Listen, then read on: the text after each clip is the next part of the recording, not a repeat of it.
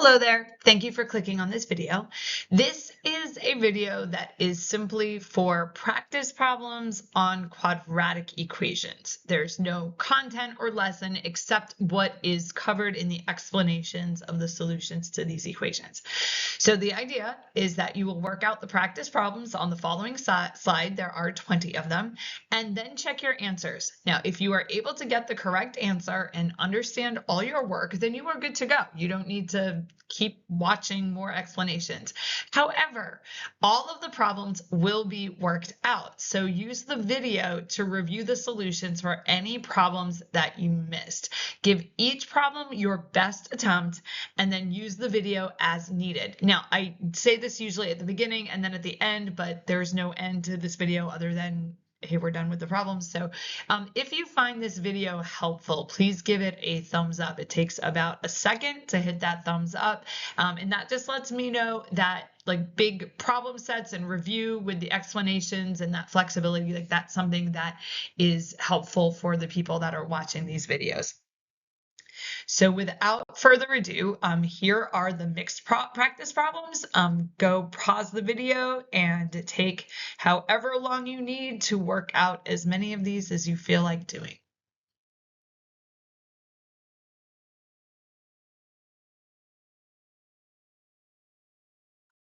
Right, and here are the answers. Now, you might have equivalent answers in a different form.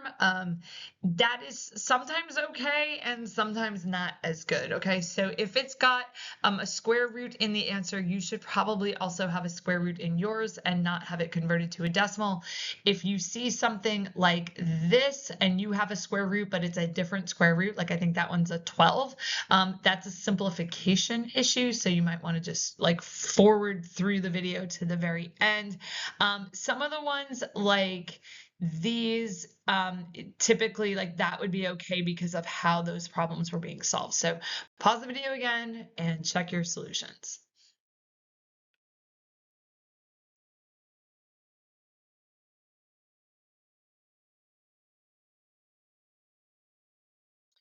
Okay, now I'm going to go through these and explain the steps. So I will put this on here. Turn volume up. I probably should have put that on the other side before we were off that side, but turn the volume up. I've been doing this long enough to know that students will mute it and because they don't want to listen to me, which I do understand that.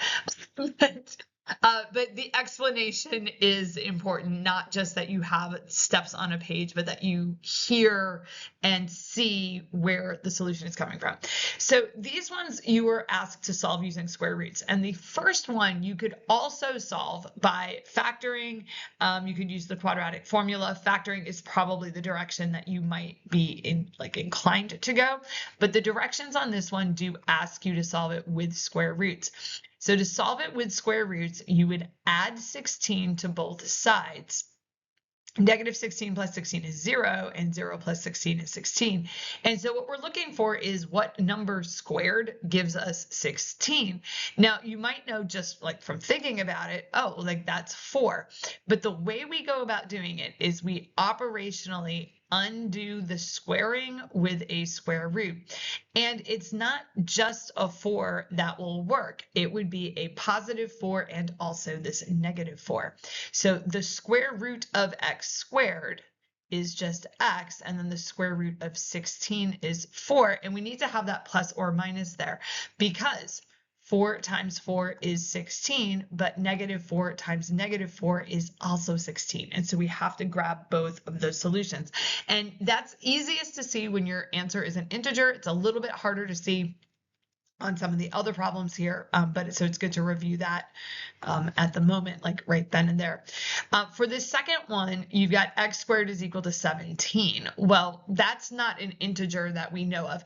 We know the number is greater than 4 because 17 is greater than 16, so it's going to be greater than 4, but less than 5 because 5 squared would give me 25, and it's going to be actually pretty close to 4. Like 4.1, 4.01, something like close to 4. But we're not going to actually find what it is. We're going to take the square root of both sides, and we need to remember that plus or minus. and then the square root of x squared is x, and we would simply leave the answer as plus or minus the square root of 17. Now, if this were a science class or an engineering class, you're going to build something, okay? The square root of 17 is not a useful number. You're not going to find that on your ruler. So depending on the setting, there might be times when you do change it over to a decimal for practical purposes, and then you have to be very careful about how many decimal places you're showing after it, because this does go on forever. But for a math class, typically you would leave it in the square root form. All right. Next one is 2x squared minus 5 equals 11. So we're going to start by adding 5 to both sides. So we get 2x squared is equal to 16. And then we divide by 2 to get x squared is equal to 8. And now we do that step where we take the square root of both sides. Remember the plus or minus. And so here we get x is equal to plus or minus the square root of 8. Now I can't click in the other direction when I'm recording. Okay, that's how these recordings work. So I can't go back. But if you checked your answers, okay, the way you were supposed to, you know that this is not the answer that's on the other slide. So this one I actually know without doing any work. And I just know that because the square root of 8 is very common. We see it a lot. I know that the square root of 8 is 2 root 2. Now, if you're new to square roots and new to simplifying square roots, and I've been doing this for, I don't even want to think about how long it is, but at this point, like this kind of problem, like in the ballpark of 34, 35 years, okay? Like a really long time. But you might be on like year 1 or year 2, maybe 3, depending on what grade you're in, what class you're taking that you're watching this, of simplifying square roots. And that is a world of difference. That's like, I've been doing this like 10 times longer than you, okay? Something like that. So let's go through that. So this is a square root, and a square root undoes squaring. So what we do is we factor the 8 into 2 times 2 times 2, and we look right here and we see, aha, that is 2 squared. Well, the square root of 2 squared is just a 2 with no square root over it. And then the other 2, this one right here, the other 2 is still under the square root. So they were all under the square root, but you could take the square root of the 2 squared, which like pops it out. Okay, I've heard it called like a jailbreak, but the square root of 2 squared is 2. So you end up with one of the 2's outside, and then there's still a 2 inside. And that's a really common one. So the square root of 8, like you will see that a lot. And if you're paying attention when you're seeing it, you will eventually memorize that the square root of 8 is 2 root 2. Just you see it enough. Okay. So these next ones are to be solved by factoring. And I only allowed myself the one slide to fit all this in. So I'm going to try to write fairly small on this. Now, to factor it, you do need to get it set equal to 0 first, because we will have to engage what's called the zero product property. And to do that, I am going to add 13x to both sides. Okay, and right here, negative 13x plus 13x is 0. And I'm going to subtract 30 from both sides. And 30 minus 30 would give me 0. Now on the other side here, I'll have 3x squared plus 13x minus 30. So 3x squared plus 13x minus 30 is equal to 0. And I'll do my scratch work off to the side. This is going to be not great scratch work, but it's actually not as bad as it looks like it's going to be. So here we'll set up the factors, and over here we'll do our work for finding what the factors are. So 3 times negative 30 is negative 90, and right about there, I think, why did I write this problem? Because I did write all these problems earlier today. Why did I write this? I don't want to factor this, but I am looking for 2 factors of negative 90 that add up to 13. let's just go do it. So 1 times 90. Now, I always list them in order. I know at the outset that 1 times 90 is not going to work. But mentally, I don't want to jump all over the place, like 9 times 10, and I'm kind of jumping to the middle there. I want to make sure I'm hitting all of the factors. And the best way to do that is to just start with 1 times the number and work your way up. So we have 1 times 90, 2 times 45. And then 3 times 30. Now, none of those can give me a 13. In fact, they're not even close, like 91 and 89, but we're getting closer. Now, I know it's not divisible by 4 because when I divided it by 2, I was left with an odd number. So there's no other factors of 2 in there. But I do know that there is a factor of 5. And the reason I know that is because 90 is divisible by, ends in 0, so it's divisible by 5. So there's a couple ways you can do that. I think when I did this earlier, I actually went to the 2 times 45 and did this. And I kind of did it in my head. Instead of 45, I said that's 9 times 5. And there's the other number that goes with it. So it's 5 times 18. But you could also do that with the 3 times the 30.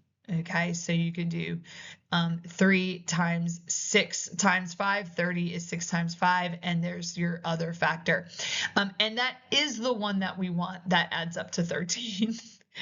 So we don't have to go any further than that. Now, it is divisible by 6, and you could do the same thing, kind of do that. 3 times 30 is 6 times 5, so it would be 6 times 15. Kind of juggle around those numbers. It's actually good for your brain to do that. So if the 5 is negative and the 18 is positive, that will give me the positive 13, and we've already double checked negative 5 times 18 is negative 90. So that's what we got going on there. So we have negative 5x and 18x. Now I'm going to factor going this way because it deals with the smaller numbers. GCF between 3x squared and negative 5x is x. And so that'll make that a 3x. This would have to be negative 5 to get the negative 5x. And this would have to be 6. And I'm going to do a quick double check. 3x times x. Yep. Negative 5 times x. Yep. 3x times 6. Yep. 6 times negative 5. Yep. Got all of those. It doesn't take too long to do that check. And then right here, you have some options for how much work you want to show. So we have the zero product property, something times right there, something else is equal to 0. So it means either the first thing is equal to 0 or the second thing is equal to 0. Most teachers are going to be totally okay with you just going from the x plus 6 equals 0 to x equals negative 6, because negative 6 plus 6 is 0.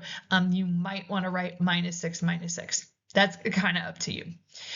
Over here, we're going to add the 5 to both sides.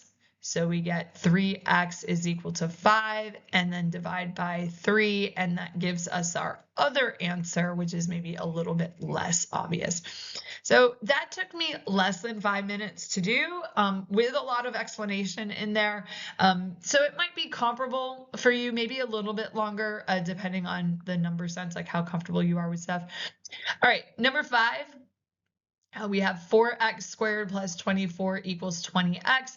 And again, we need that 0 on one side because the only way this step right here works is if you have a 0. If you have something times something equals 4, yeah, good luck with that. There's an infinite number of things. We don't know anything about those factors.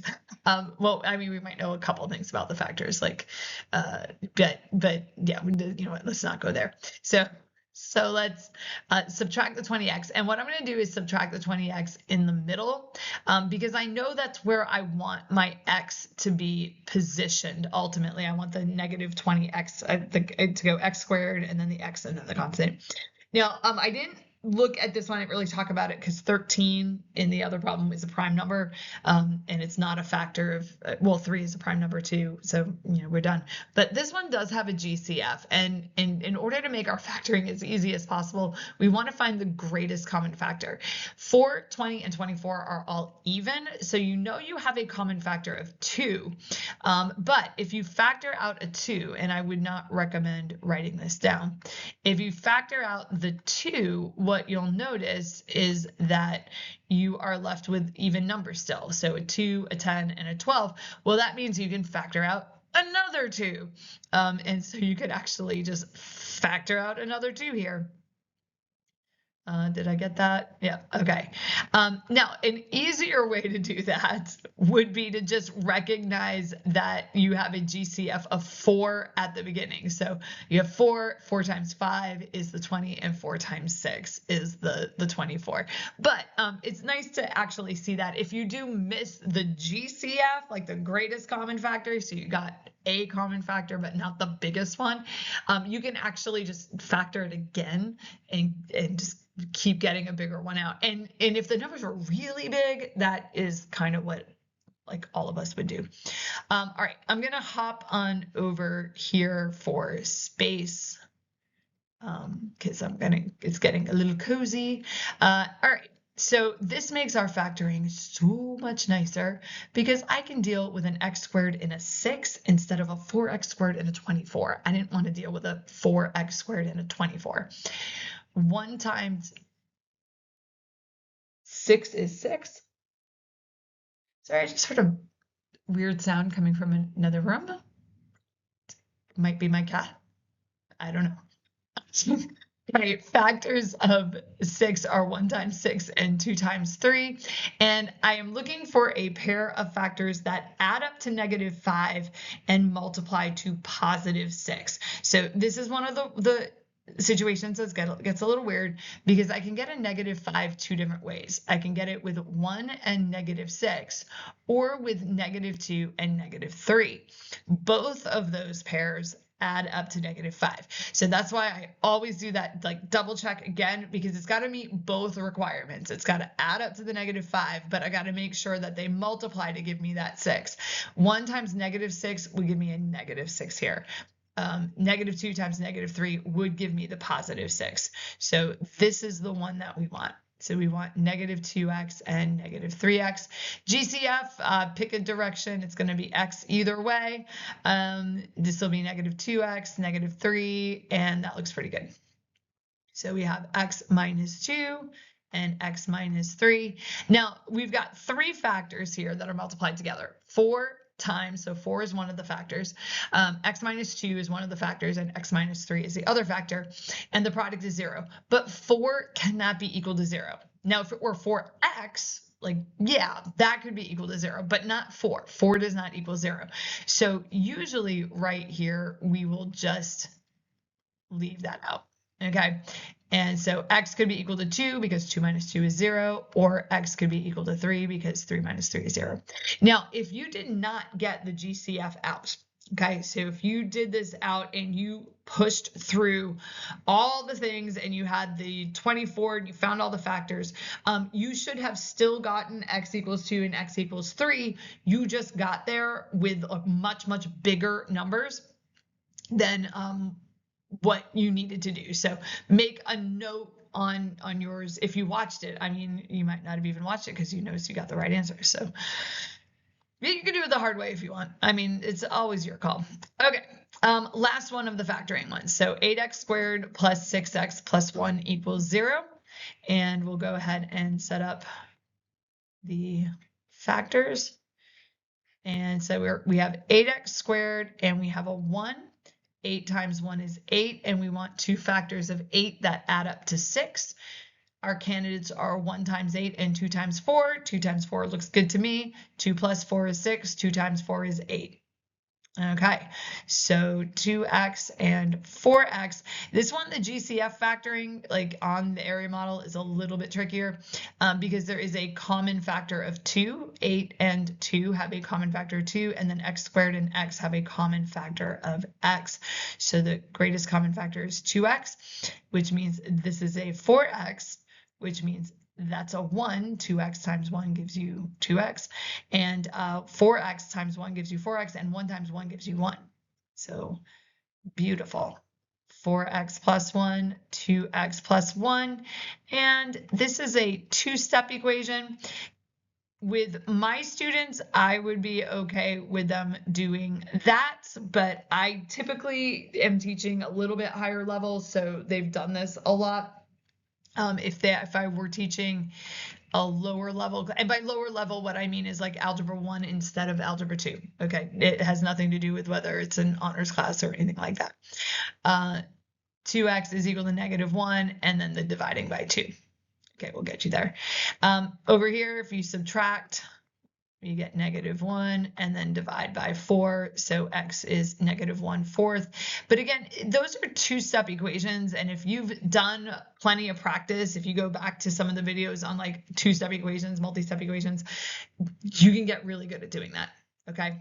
But don't try to be memorizing. You guys can't see me because I don't have a camera on, but like kind of putting my hands on my face, like, please don't try to memorize where numbers go. You want to like carry out that algebra. I subtract 1, divide by 4, subtract 1, divide by 2. All right, those are the factoring problems. Solve using the quadratic formula. So this is the ones where I gave myself a little bit more space. So doing 3 quadratic formula problems on one slide, that's a bit of a tall order. I think it's a bit of a tall order. So the quadratic formula, you might have needed to look it up. It is the opposite of b plus or minus the square root of b squared minus 4ac all over 2a. And you can thank Mr. Oakes, my geometry teacher, when I was in high school, for making me memorize that. He is the reason why I say the opposite of b instead of -b or -b. All of those are correct, but he is the reason why I say it that way. And man, I was terrified of getting called on to recite the formula in front of the class, and that I wouldn't know it if I was called on to recite it. And so I had that memorized, and it has stuck ever since. And I use it a lot because I teach math. So for number 7, we've got x squared minus 6x plus 4 equals 0. So our a is equal to 1, b is equal to -6, and c is equal to 4.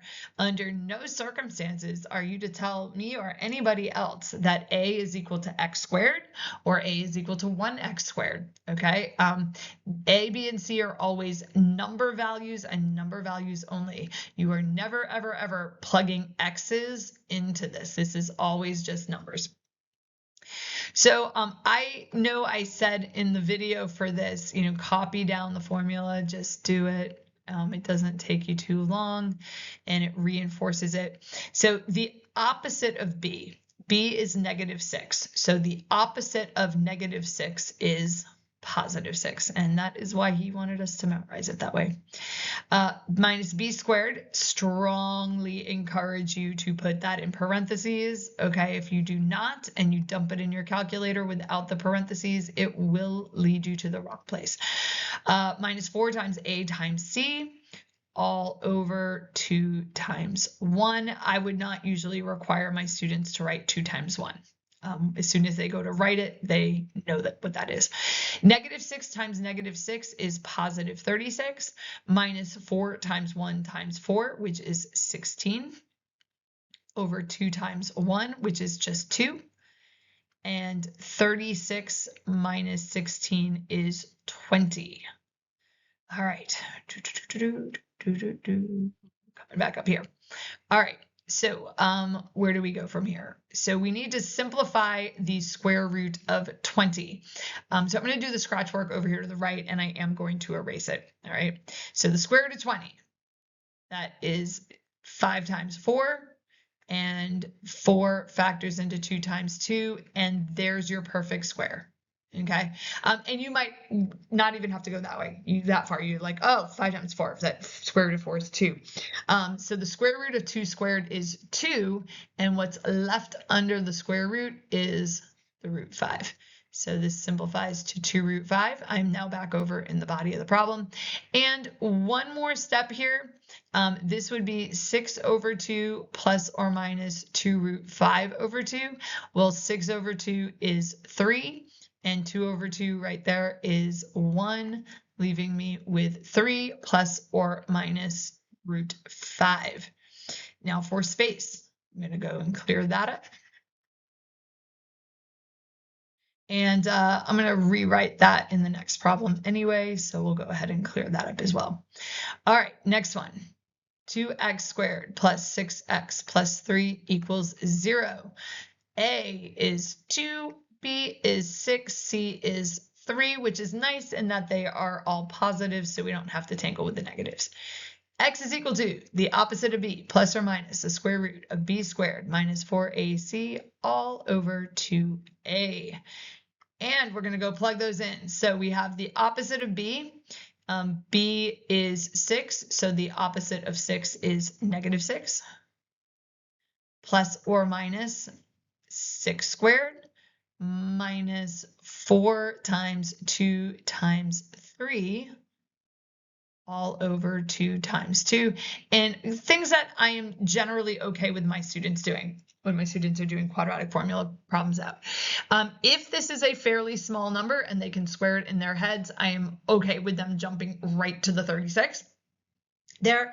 And 2 times 2, like they know what that is. They know that I'm okay with them jumping right to the 4. Okay. And I usually try to tell them that because these problems do involve a lot of writing. So 36 minus 4 times 2 is 8. And 8 times 3 is 24. All over 4. 36 minus 24 is 12.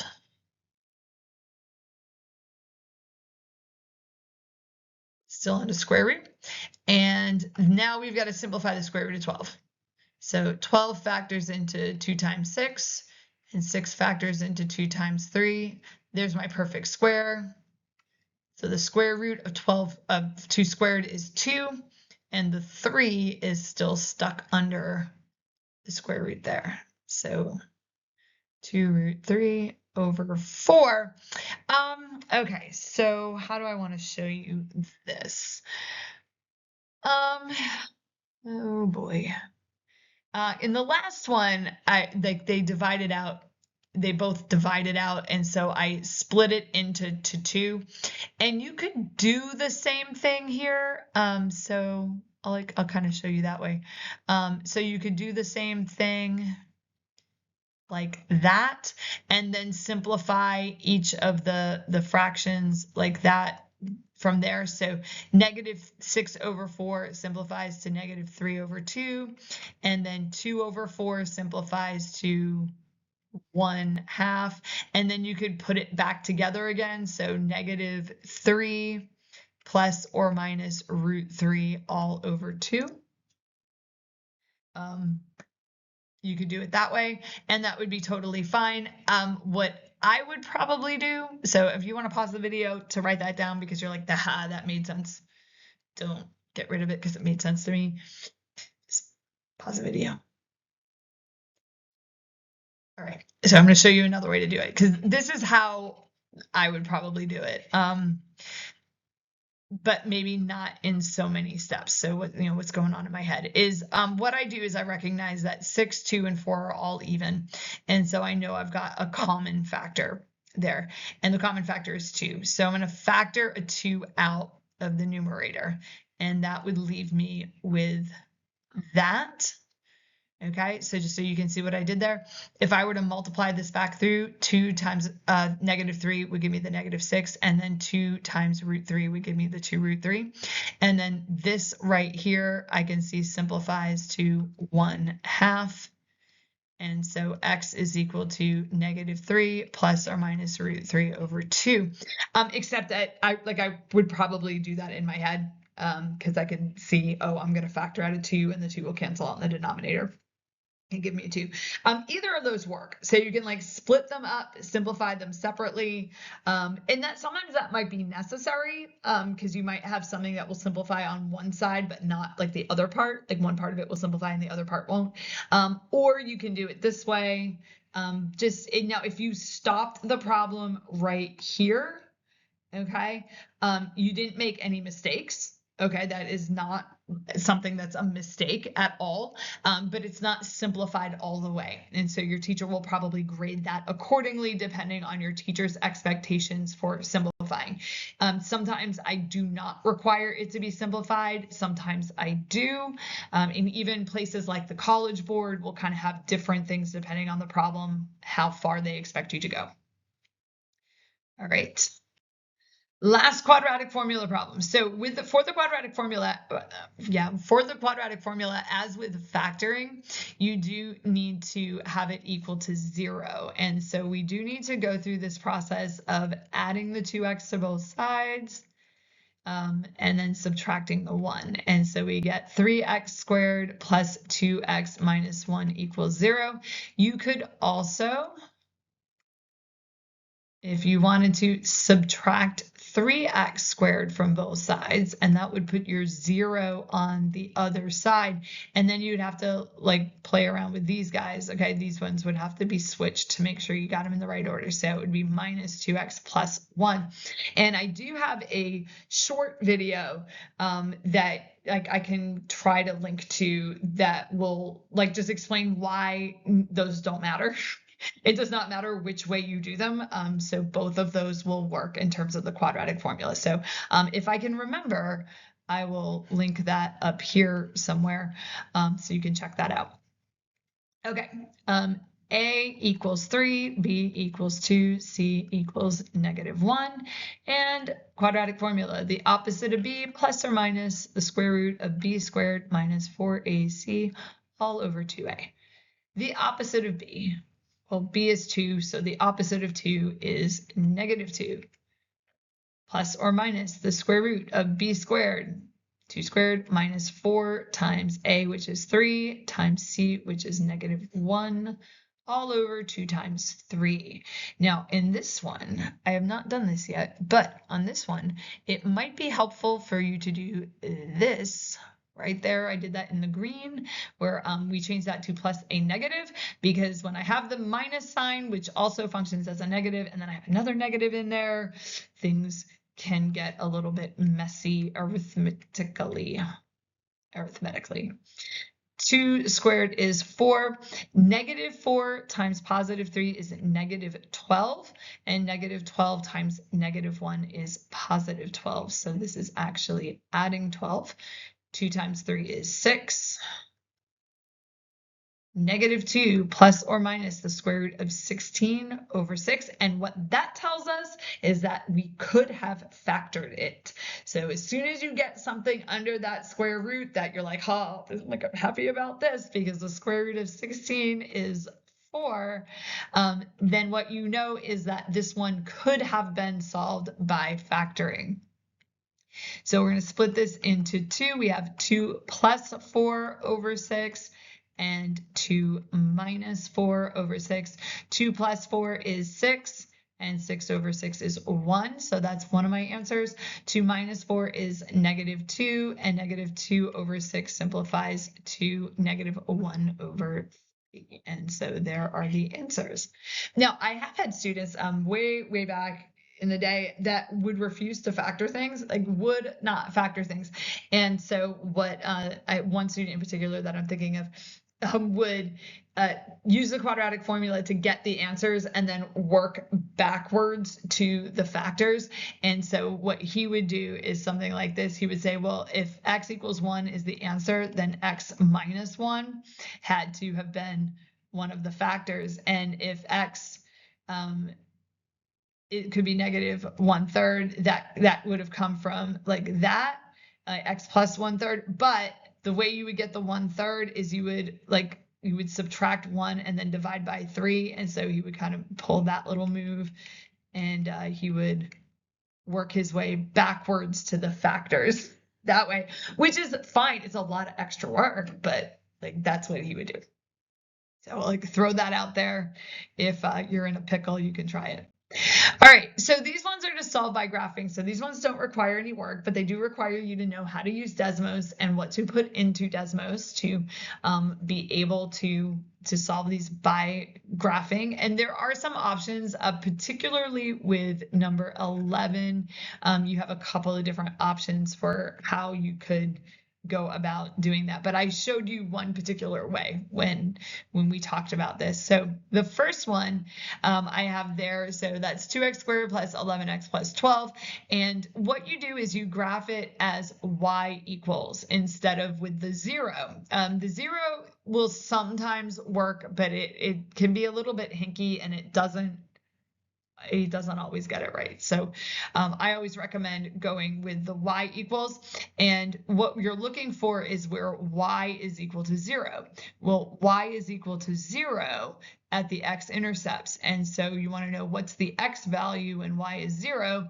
Well, it would be x is equal to 4 and x is equal -4, sorry, and x is equal to -1.5. Now, Desmos will convert that decimal over to a fraction for you, and that would give you the -3/2. Okay, you can, I didn't put that in the screenshot, but I guess I could have put it over there. And if your teacher is requiring it to be in fractions, then you would have to do that, or you might just know that -1.5 is -3/2. So that's up to you. All right, next one. This is, now notice for this, I needed to get it equal to 0 so I could do that little maneuver.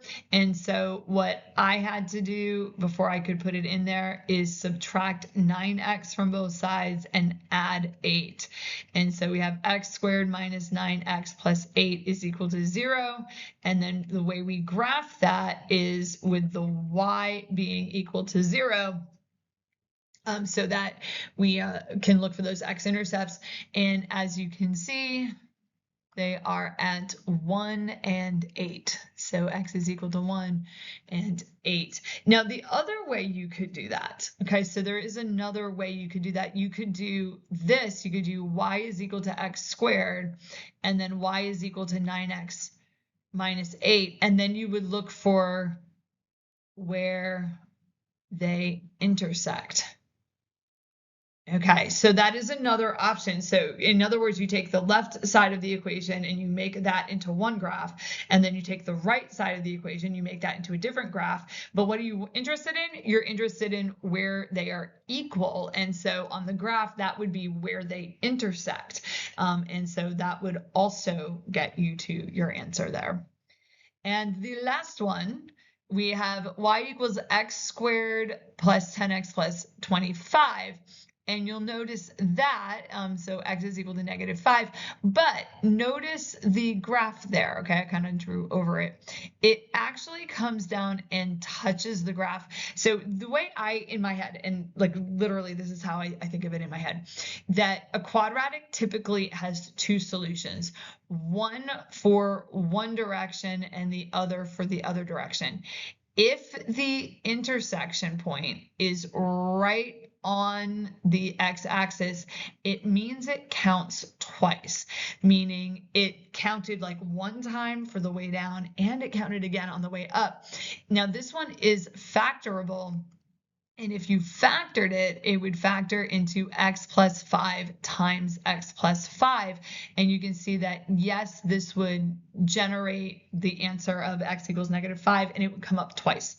And so that's what it looks like on the graph. So it's like a little interesting tidbit there. All right, moving on. So last strategy that we covered is completing the square. And I thought I can maybe do this all on one slide. Maybe that was, well, we're going to try. So 13. So for this, now I always like leave a space. Okay. And so what we're going to do is complete the square. So we've got the x squared, and then we have these 4 x's. And if you remember from the algebra tiles, if we're going to make a square, those 4 x's have to be evenly distributed on the two sides. So we have to increase the width of the square and the height of the square by the same amount. And so that algebraically looks like this. You take that middle number and you divide it by 2. And in this case, what it tells us is that we have 2 rectangles on each side. And then we're going to add in what we need to add in, and that missing piece that we have to complete will always be a square, and it will, in this case, has 4. So we're going to add 4, and then we also have to subtract 4 because you cannot just go adding 4 to both, to an equation. So you got to add 4 and subtract 4. And the way that looks algebraically is we take whatever that number is and we square it, and then that's how we know what the numbers we're going to be adding in. Now, this is the square, okay? X squared plus 4x plus 4. X squared plus 4x plus 4.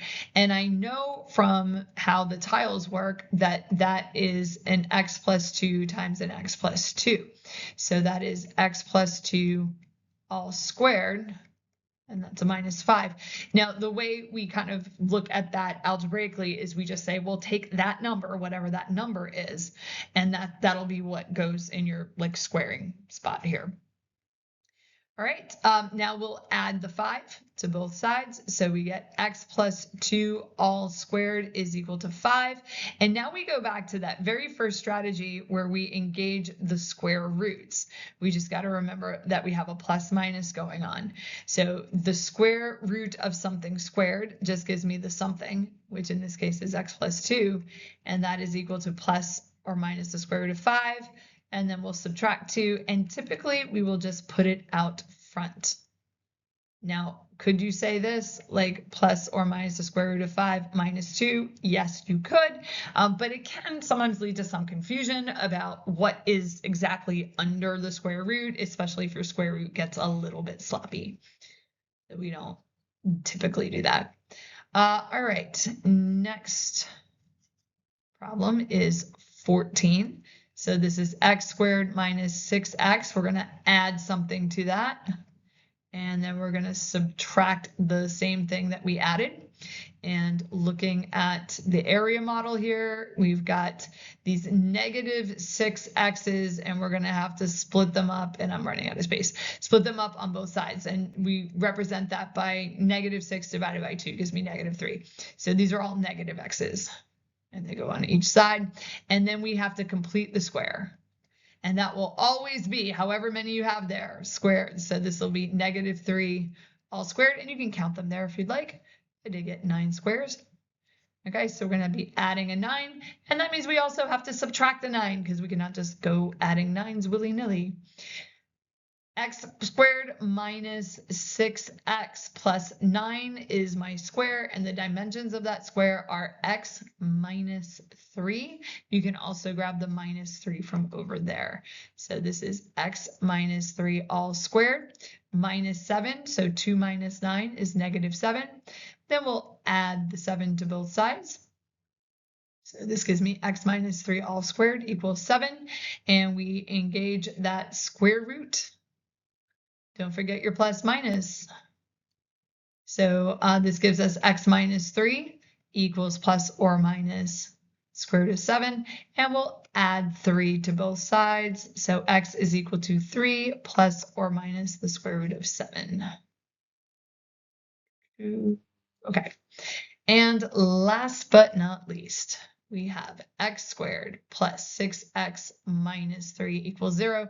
And this one, I'm not going to sketch out the tiles. Okay, trying to do as much of a reteach, reinforce. If you got it wrong, then we want to look at it in detail. But we'll do this one without. If you were fast forwarding just to get to number 15, just make it the best call for you. If you need to go rewind the video a little bit, it'll be less than 5 minutes. So rewind the video and just find out, what did I miss?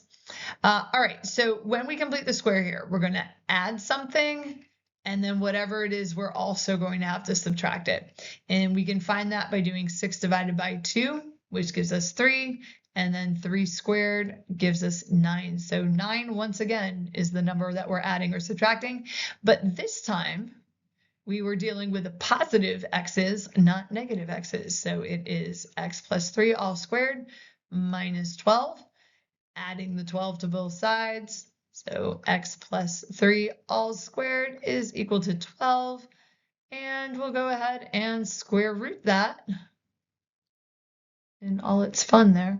Go ahead and square root that. So x plus 3 is equal to plus or minus the square root of 12. Go ahead and subtract from both sides. So we have a negative 3 plus or minus the square root of 12. Now, the square root of 12 is simplifiable. I think we've already done it in the review, but I don't know who has skipped, from you just fast forwarded to this. So we did it on an earlier problem, but you might not have watched that problem. So the square root of 12 breaks into 2 times 6, and 6 factors into 2 times 3, and there's my perfect square. So the square root of 2 squared is 2, leaving me with the 3 under the square root. And so that simplifies to 2 root 3. And you might have just fast forwarded to this. Sorry, let's kill the bug. Just fast forwarded to this video just to see that simplification. If you left it as -3 plus or minus square root of 12. So that was a simplification step. All right, almost done. We are on the home stretch, which is good because this video has been long. And you might not have watched all the problems, but I've been here for all of them and I'm tired. So these are all are the following quadratics factorable?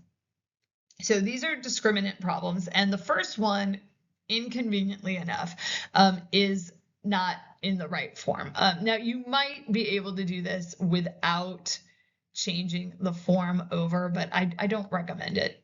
So in order to test to see whether something is factorable, we're going to test the discriminant. So I need to kick those guys out of there, and I'll do that by subtracting 32x and subtracting 15 from both sides. So we get 60x squared minus 32x minus 15 is equal to 0. Now, what is good about this one is that this is actually a fairly realistic problem for testing whether something is factorable. If the numbers are pretty small, and if you look at 17 and 18, the numbers are pretty small. So you could kind of find out if it's factorable or not just by trying to factor it, and you would figure out fairly quickly that whether they are or not. But when these numbers are huge and there's no GCF there to make this easier, none of us want to play around with all of the possible values for 60 and 15. Like there's a lot of combinations of numbers that we're looking at. So we, realistically speaking, would like to maybe find out, before I spend a half an hour trying to find the factors for this, I would like to make sure that I know that there are factors to find. And we do that by looking at the discriminant, the b squared minus 4ac. So b is -32. So -32 minus 4 times 60 times -15. And this, I actually went into the other room and grabbed the calculator because I don't want to do this out. Could I do it out? Like, sure, but like I also like don't want to. So what do I do? There we go. Okay, so we could do the -32 squared. Honestly, what I would do is probably dump this into a calculator like Desmos and do it all in one step. This is a plus negative right here, just so we don't make a sign error. So that's 1024. And then busting out my calculator, 4 times 60 times 15. So that's 3,600, and it'll be positive. Okay, and so then we have answer plus, I'm like literally doing it out. I did it out earlier on my cell phone calculator, but that's not the greatest calculator to use. So 4,624. Now, what we're looking for is whether or not that is a perfect square. Well, I know a lot of perfect squares, but I do not know if that is a perfect square. So I actually have to go grab my calculator and take the square root of that to see if it comes out nice. And it does. Okay. So I had to go grab my calculator and do this, and it comes out to 68, which means yes, it is factorable. Okay, that is a factorable problem. So if you need to generate the factors, you're not going to be spinning your wheels. The factors do exist. Now, to generate the factors, you might want to go back to that other problem I was showing you with the student I had that wouldn't do any factoring, because now that you've done this problem this far and you got the discriminant, you might want to just use the quadratic formula and work your way backwards to find the factoring for it if you needed to do it. But you did not need to do it. Number 17. So we have x squared plus 2x plus 6 equals 0. And we're looking at b squared minus 4ac. B is 2, so that's 2 squared minus 4 times 1 times 6. That is 4 minus 24, which is -20. And my answer is no. If you get a negative, no, it is not factorable. Will not get anywhere with the factoring. And 18. So this one is x squared plus 14 equals 0. And so just as a reminder, that's x squared plus 0x plus 14. So b squared minus 4ac. We get 0 squared minus 4 times 1 times 14. And what is 4 times 14? 56. So that ends up being 0 minus 56 or negative 56. And the answer is no. So we ended up with yes, no, and no on those. All right, last two problems. So this one is like choose two strategies for the problems below and solve them both ways. Which do you prefer? So you actually do have some options, and quite frankly, I would expect most of you to at least try graphing. Graphing is not bad, but if the answers have square roots left in them, the graphing is it could help you choose the correct answer from like a multiple choice test, but it wouldn't necessarily help you generate the exact answer. You would still have to do some work. So for this first one, I am going to choose factoring, and I'm going to choose the quadratic formula. Okay. All right. Now, how did I know that I could pick factoring? So I wanted to test to see if this was factorable. So I almost tried to factor it in my head. 6 times 3 is 18. And in my head, I'm like picturing an 18 in my head. And I'm like, okay, are there factors that add up to 7? Yes, a 2 and a 9. So without doing any of the work out, I'm very confident that this is factorable. So I'll go ahead and set up my factors there. And we've got 6x squared minus 3. So this is 6 times negative 3. And so that gives me negative 18. And so we have 1 times 18, 2 times 9, 3 times 6. There's my winner. Negative 2, positive 9. Quick double check. Negative 2 plus 9 is 7. Negative 2 times 9 is negative 18. So feel pretty good about that. Negative 2x and 9x. GCF between 6 and 2 is 2, and between x squared and x is x. So my GCF is 2x. This would be 3x then, because 3 times 2 would give me the 6. This would be a negative 1. And what is that? A 3. And double checking 3 times negative 1 is negative 3. So my factors are 3x minus 3 and 2x plus 3. And using the zero product property.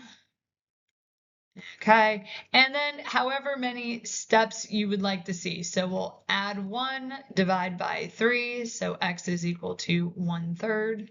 Subtract 3, divide by 2, and x is equal to negative 3/2. So there's my work for the factoring, including my scratch work. So it takes up about that much space, and you've got that scratch work off to the side. I liked it. I think that's a pretty clean strategy to use. So the second strategy we're going to use here is quadratic formula. And so we've got the 6x squared plus 7x minus 3. You know what? I'm going to move that because this is going to take up some wild amount of space. Well, we'll put it down here. So we have 6x squared plus 7x minus 3 equals 0. We have a is equal to 6, b is equal to 7, and c is equal to negative 3. And the quadratic formula is the opposite of b plus or minus the square root of b squared minus 4ac all over 2a. Here we go. I can find my mouse. There it is. The opposite of b is 7, so the opposite of 7 is negative 7, plus or minus the square root of 7 squared minus 4 times 6 times -3. Gonna pull this little Houdini thing here and remind myself that that is plus a negative, all over 2 times 6, which is 12. Okay, inside the square root, this is ugly. This is 49, and then -4 times 6 is -24, and -24 times -3 is +72.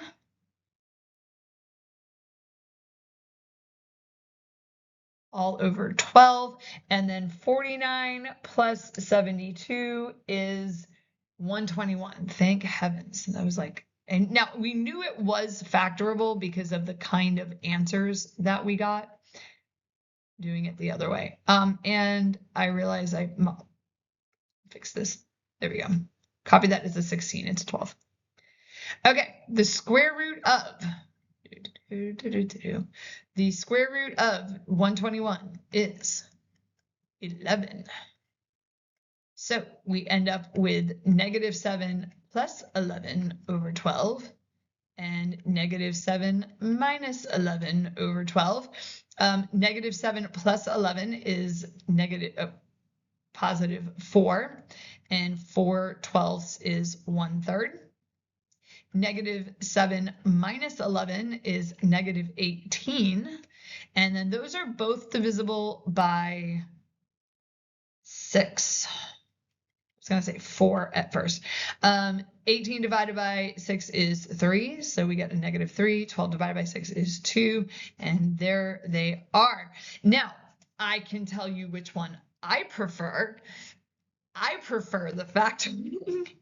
I do not like all the arithmetic. I don't like how big the numbers get. The quadratic formula, to me, is a necessary evil. Like, I have to know how to do it because I have to know how to do it because sometimes I can't factor, but there's no part of me that wants to do it that way. All right. And this one you could do by graphing, but you would have to probably play around with the decimals on that. All right.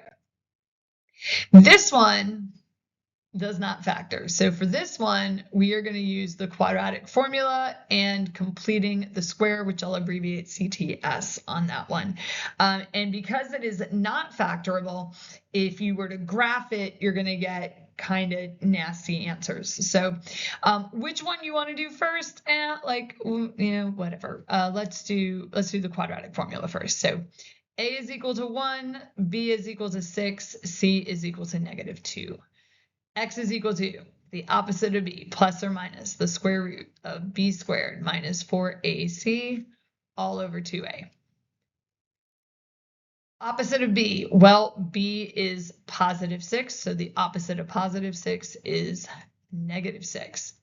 Plus or minus 6 squared minus 4 times 1 times -2 all over 2 times 1. Remember, this is plus a negative. So whenever you see those other negatives pop up in there, like, just remember that 4 is negative. So we have -6 plus or minus the square root of 36. -4 times 1 is -4. -4 times -2 is +8 all over 2. And 36 plus 8 is, what is that? Like 44? Okay. Not done. Because 44, the square root of 44, is simplifiable. That can be factored into 2 times 2 times 11. And I have a perfect square factor of 2. And I'm realizing that all of my numbers in this one, when we simplified the square roots, had it was a 2. Just so you know, that was just coincidence. I am staring at the sheet that I had where I just generated problems, and that is not something that I did intentionally. So you can have other things that come out of your square roots there. So this gives us x is equal to -6 plus or minus 2 root 11 over 2. And so that is -6 over 2 plus or minus 2 root 11 over 2 So -3 plus or minus the square root of 11. Ugh.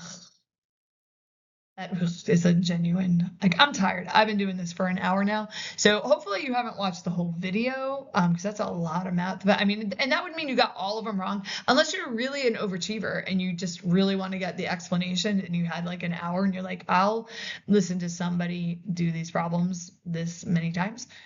Knock yourself out. In which case, kudos to you, because your stamina for math is better than mine.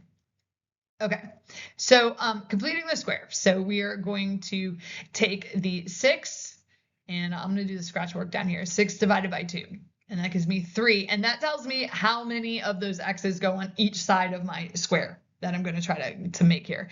And then the 3 squared is that missing piece.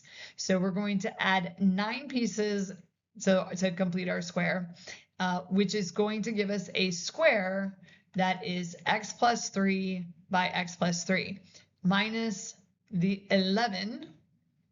And now we will add 11 to both sides. So x plus 3 all squared is equal to 11. Here comes the square root. Make sure you plus or minus that there.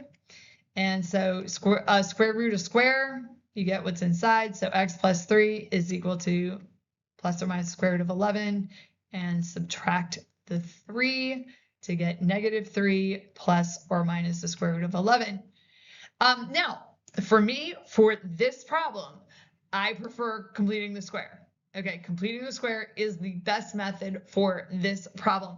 But completing the square, if you recall, only works well if your b value is even and your leading coefficient is a 1. Which in this case it was, and I wrote it that way so that we could really see the two methods side by side. The quadratic formula comes from the process of completing the square. And so that's another interesting video to watch. I'll see if I can link that here at the end if that interests you. How do we get the quadratic formula in the first place? So this was a very long video, almost an hour. I don't remember what the time was when I started going over the problems, but it was almost an hour of just going over the problems, close to. Not quite. So if you hung with me through all of those, hopefully this was helpful to you. If you're still here, please, click the thumbs up button. Let me know if this was a helpful mixed quadratics review for you. And hopefully I will see you in a future video.